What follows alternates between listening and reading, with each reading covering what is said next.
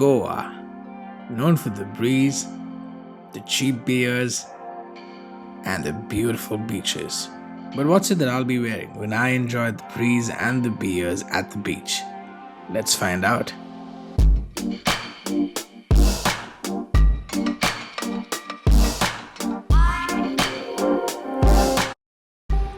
Hello people, my name is Nixon Dias and you're watching Smelly Cat, soon to be the absolute best place on YouTube for honest reviews of all kinds of fragrances. As you can see, I'm not in my usual setup, I'm in my hometown Goa. So I thought why not do a quick video of fragrances that I carried with me on my trip. I've carried a good mix of designer fragrances, clone houses, long-lasting beasts, and everything in between. Okay, I've carried just 5 fragrances, but honestly, these 5 fragrances tick all the boxes. Let's dive straight into it, shall we? The first one is from Fragrance World. It's a cheap fragrance house back in Dubai, but a really good one, and it's called White Ink. Now if you see a bottle, you'll know what this is a clone of.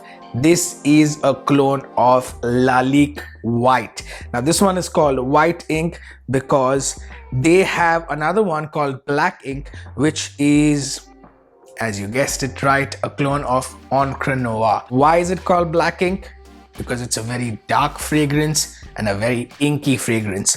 Back to White Ink. Now White Ink is fresh but very harsh in the opening, with lemon, bergamot and pepper used to replicate Lalique White's lemon leaf and elemi opening. Where it misses out is in its creamy tamarind notes. There's no tamarind in this one, which is why I believe it's a little harsher than the original. In its strength, it reminds me of Perfume de Marly's Galloway, which is very similar to Lalique White in the first place.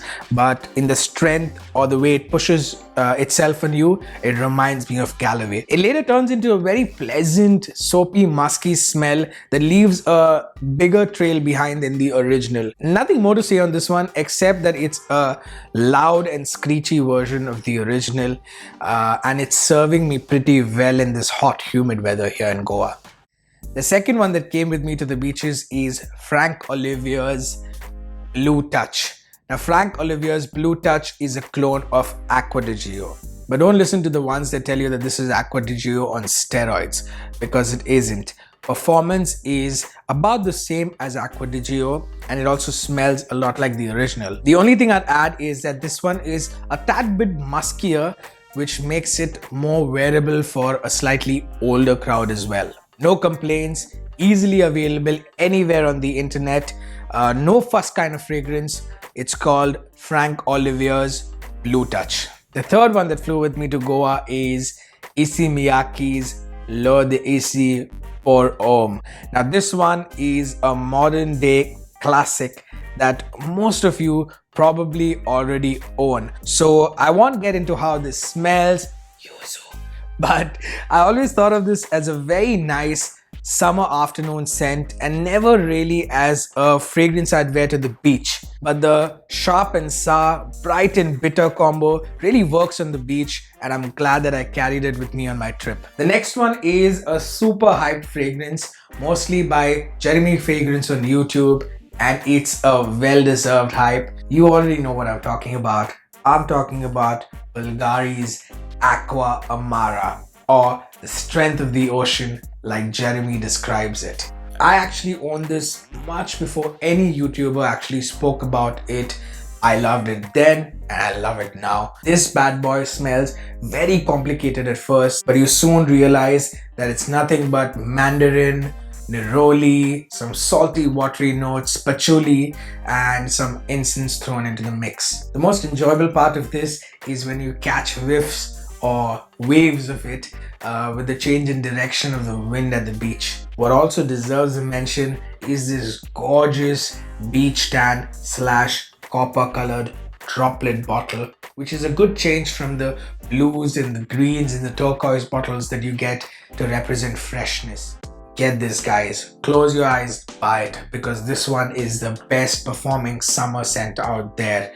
I believe it's discontinued, but there are a few places where they're still available for cheap before the prices soar. get a bottle of this one in your collection. It's called Bvlgari's Aqua Amara.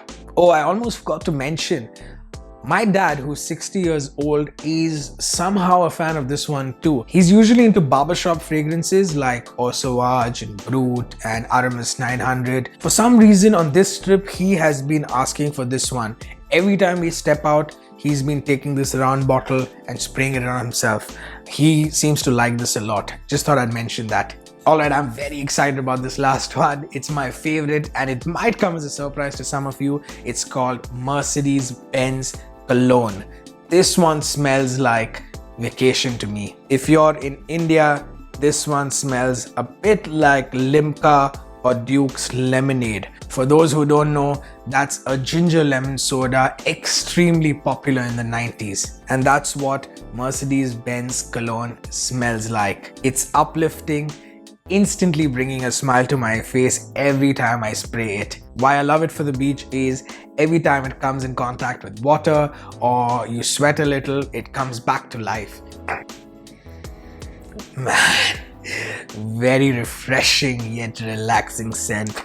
Very holiday feel kind of fragrance. It's called Mercedes-Benz cologne and I like it more than Dior Homme cologne, which this one smells a lot like. And that's the video, guys. Thank you so much for watching and I'd really appreciate it if you could hit that subscribe button down there. Honestly, it's just like spraying the atomizer, just one click, and it would really keep me motivated to create many such videos. Don't worry, I have a massive collection, so we're never going to run out of fragrances to talk about. Until next time, keep smelling fantastic. Later.